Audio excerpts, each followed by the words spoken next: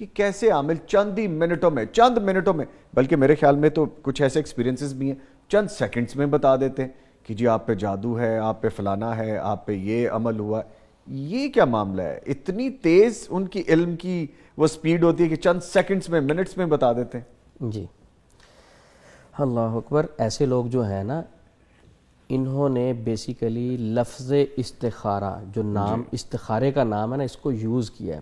بہت سارے لوگ کہتے ہیں ہم نے استخارہ کروانا ہے. ہمیں بھی کئی کالز آ جاتی ہیں، عثمان بھائی استخارہ کروانا ہے. حالانکہ پورے اسلام میں یہ تو ملتا ہی نہیں ہے آپ کسی سے استخارہ کروائیں. جی بالکل ٹھیک ہے. اب وہ ان بیچاروں کو پتہ نہیں ہوتا، وہ بیسیکلی اچھائی چاہتے ہوتے ہیں اپنے لیے، خیر طلب کرنا چاہتے ہیں. وہ کہتے ہیں ہم نے استخارہ کروانا ہے. اچھا، استخارے کے ذریعے سے عمل جو ہے چند منٹوں میں بتا دیتا ہے، اس کا رسپانس بھی دے دیتا ہے کہ بھئی یہ آپ کا کام ہو جائے گا، یہ نہیں ہوگا، آپ پہ جادو ہے، آپ پہ نظر ہے، کیونکہ میں نے استخارے میں دیکھا ہے.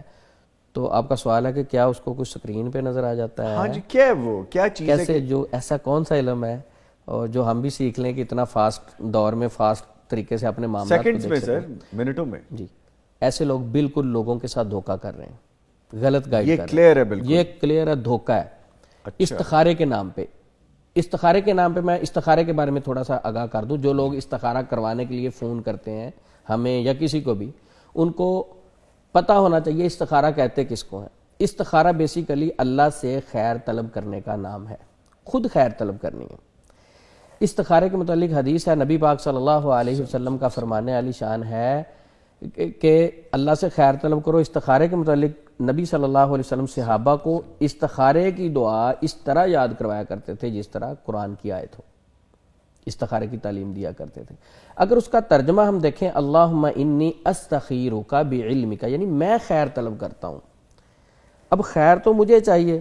اب میں نظامی صاحب کو کہوں کہ آپ مجھے چیک کر کے بتائیں وہ میرے لیے خیر بہتر رہے گی یا نہیں. استخارے کا تعلق تو غیب سے ہے. جی، اور طلب بھی آپ کی ہے، طلب بھی میری ہے، طلب بھی آپ کی، اور مانگنا بھی میں نے اللہ سے ہے، اور وہ اللہ سننے پہ قادر بھی ہے، اور جو اس کے لیے بہتر ہے وہ کرے گا.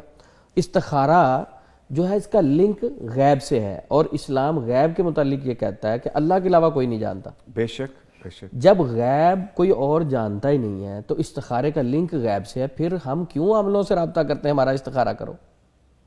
تو سب سے پہلے ان کو استخارے کے بارے میں سمجھنا چاہیے. استخارہ ایک ایسا عمل ہے، یہ دعا حصن المسلم یا دوسری کتابوں میں مل جاتی ہے.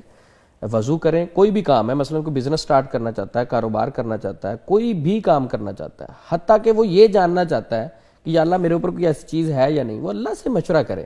وضو کرے، 2 رکعت نماز پڑھے، نماز پڑھنے کے بعد دعائے استخارہ پڑھے، اور وہ معاملہ اللہ پہ چھوڑ دے. استخارے میں نو یس کا کوئی تعلق نہیں. نو یس سے مراد آپ کسی سے پوچھیں، مثلا یہ میں بزنس کرنا چاہتا ہوں یا فلاں کام کرنا چاہتا ہوں، عامل سے پوچھا کہ یہ ذرا بتائیں چیک کر کے یہ ٹھیک رہے گا، اور وہ کہے نو، وہ کہے یس، اس کو کیسے پتا چل گیا؟ دوسرے بندے سے استخارہ کروانا یہ تو بالکل ہی غلط ہے. اسلام میں اس کی کوئی ہمیں ہسٹری نہیں ملتی کہ مثلا میں مثال دیتا ہوں، کسی صحابی نے کبھی نبی پاک صلی اللہ علیہ وسلم سے استخارہ کروایا ہو.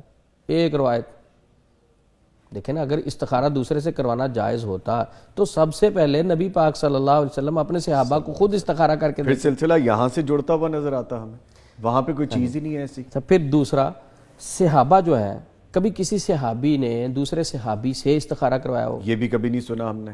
ٹھیک ہے، مثلا اس نے کوئی بزنس صحابی نے کرنا، وہ دوسرے صحابی کو ذرا چیک کر کے بتاؤ کہ میرا بزنس ٹھیک رہے گا یا نہیں. اچھا، پھر اس کے بعد تابعین کا دور آتا ہے، تابعین نے صحابہ سے استخارہ کروایا ہو. لیکن اب موجودہ دور میں تو آن لائن استخارہ سینٹر بنے ہوئے ہیں، اور چند منٹوں میں ان کے فیصلے کیے جا رہے ہیں، بتائے جا رہے ہیں. یہ بھی ایک سوال ہے، ذرا تھوڑا اس پہ بھی ڈیبیٹ کر لیں. یہ کیوں بنے ہوئے؟ دکانداری ہیں، کیا معاملات ہیں یہ، یا یہ باقاعدہ ایک بزنس بن چکا ہے؟ سر یہ عامل حضرات کا تو بعد میں قصور ہے. جی، سب سے پہلے ایک پیشنٹ کا قصور ہوتا ہے. پیشنٹ کا قصور یہ ہے کہ اس کو دنیا کے ہر معاملے کا تو پتہ ہے، لیکن دین اس نے کیوں نہیں پڑھا.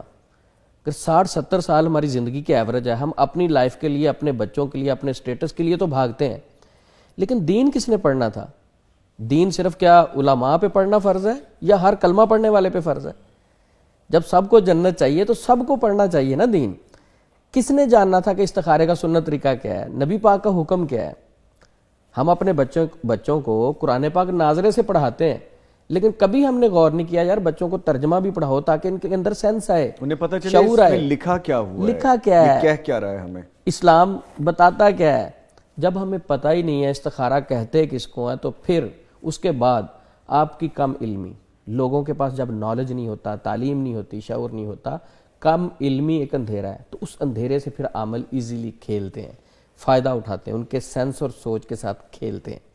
تو یہاں جو بات ہمیں نظامی صاحب سمجھ لگتی ہے جی کہ استخارہ جو ہے آپ کسی اور سے نہیں کروا سکتے، نہیں کروا سکتے۔ اس کا کوئی تعلق نہیں۔ ویسے ایک دن میرے دوست کچھ آئے گھر پہ، تو تھوڑے سے شرارتی تھے، کہ عثمان بھائی آج نا آن لائن استخارہ کرنے والوں کا امتحان لینا ہے۔ میں نے کہا وہ کیسے؟ کہتے اب دیکھیں نیٹ پہ انہوں نے سرچ کرنا شروع کیا، اب انہوں نے آن لائن استخارہ کرنے والوں کو فون کیا۔ ایک نے فون کیا کہ سر میری نا شادی نہیں ہو رہی، بڑی رکاوٹ آ رہی ہے، بڑا میں پریشان ہوں، ذرا چیک کر کے بتائیں گے پلیز؟ اس نے کہا ٹھیک ہے، آدھے گھنٹے کے بعد آپ کو بتاتا ہوں۔ پھر دوسرے بھائی نے اپنے نمبر سے کال کی، آدھا گھنٹہ بعد ان کو پھر انہوں نے کہا جی کوئی جادو کے بارے میں پوچھنا ہے، طبیعت صحت خراب رہتی ہے، ڈھیلا ڈھیلا رہتا ہوں، یہ ان کا اپنا نام بتاؤ، اپنی مدر کا نیم بتاؤ۔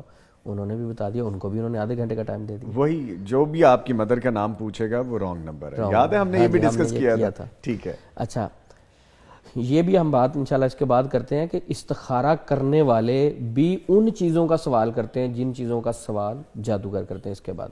اچھا اب دوست نے پوچھا، اب 2-3 دوست تھے، انہوں نے مختلف کام کہے۔ اب جس نے کہا میرے اوپر جادو ہے یا نہیں، انہوں نے کہا جی جادو بڑا سخت ہے، اوئے ہوئے بڑا خطرناک ہے، اس کو کام خراب ہوا کوئی پڑا۔ مسئلہ ہی نہیں تھا۔ اچھا اچھا دوسرا جو کہتا ہے میری شادی نہیں ہو رہی، دیکھیں اس نے کہا جی یہ بندش ہے، اس نے کہا یہ بندش ہے، رکاوٹ ڈالی ہوئی ہے، 1 سال تک کوئی نظر نہیں آ رہا کہ آپ کی شادی ہوگی۔ انہوں نے کہا سر ہوش کریں، میرے 3 سے 4 بچے ہیں، شادی ہوئی، میں اپنے گھر میں خوش ہوں۔ وہ فون بند کر گیا فوری۔ میں کہوں گا کہ اگر آپ کسی سے استخارہ آلریڈی کروا رہے ہیں نا، تو تھوڑا سا آپ فیک استخارہ بھی اس سے کروا کے دیکھیں، اس کو پتہ چل جانا چاہیے نا، اگر آپ کے معاملات پتہ چل رہے ہیں تو اس کو یہ بھی پتہ چل جانا چاہیے۔ وہ استخارہ کر کے وہاں سے بیٹھ کے بتا دیتا ہے آپ کی فلاں چیز چوری ہوئی ہے اور فلاں جگہ پہ پڑی ہوئی۔ یہ کیا عجیب باتیں ہیں۔ Sir sorry to cut you, مجھے ایک ایسے بھی اپنے بڑے قریبی عزیز کا پتہ ہے کہ ایسی آن لائن انہوں نے کسی کو دیکھا، اس کا ڈنکا بج رہا ہوگا کہ پیسے کمانے کی مشین، اس کی مارکیٹنگ ہو رہی ہوگی استخارہ کا 5-6 ہزار روپیہ، وہ ان شریف لوگوں نے وہ بھی بھیج دیا، اور اس کے بعد اس نے کہا کہ جی بڑا معاملہ خراب ہے، وہ تو اس میں رکاوٹ ہے، آپ کو 2 بکرے دینے پڑیں گے، کچھ 70,000 کے قریب وہ بھی بھیج دیا۔ اس کے بعد نہ استخارہ کا پتہ، نہ اس کا پتہ، نہ جو ہو رہا تھا کام، جس کروانے کے لیے پیسے بھیجے اس کا بھی نہیں پتہ سر آج تک۔ تو سر یہ تو یہ آپ نے پوچھا نا کہ یہ چند منٹوں میں کیسے بتا دیتے ہیں۔ یس ایک اسی طرح انہوں نے کہا کہ چند منٹوں میں ایک بندے نے فون کیا، اسی طرح انہوں نے کہا کہ اپنا نام اپنی مدر کا نیم بتاؤ۔ انہوں نے کہا بڑا سخت جادو ہے۔ انہوں نے کہا اس کا حل، وہ ماشاءاللہ ذرا امیر آدمی تھے، انہوں نے کہا بڑا سخت جادو ہے، یہ تو صدقہ دینا پڑے گا۔ اس نے کہا جی صدقہ دے دیں گے، کس چیز کا؟ انہوں نے کہا اونٹ کا صدقہ دینا ہے۔ ٹھیک ہے، انہوں نے اونٹ کے پیسے بھیج دیے۔ اس کے بعد اونٹ کے پیسے بھیج دیے، اس نے دوسرے اونٹ کے مانگے۔ انہوں نے کہا یار یہ تو کوئی بزنس مین لگتا ہے، انہوں نے بلاک کر دیا۔ میرے ساتھ رابطہ کیا، کہتے ہیں ہمارے ساتھ تو یہ ہوا کہ اونٹ کے پیسے بھی بھیجے اور ہمارا کام بھی نہیں ہوا، دیکھیں کوئی جادو کا مسئلہ ہے یا نہیں۔ میں نے سارا کچھ پوچھ کے میں نے کہا اب آپ وہ اونٹ واپس لینا چاہتے ہیں یا جادو کا علاج کروانا چاہتے ہیں؟ یعنی بیوقوف بنا رہے ہیں لوگوں کو، اور لوگ غلط گائیڈ کر رہے ہیں، لوگ بن بھی رہے ہیں سر۔ دیکھیں لوگ ٹرسٹ کر رہے ہوتے ہیں۔ جو ایک بیمار اور پریشان بندہ ہوتا ہے نا، وہ تو مسیحا سمجھ کے اس کے پاس جا رہا ہوتا ہے، وہ تو اپنے دکھ کو کسی سے مسلمان بھائی سے ڈسکس کر رہا ہوتا ہے۔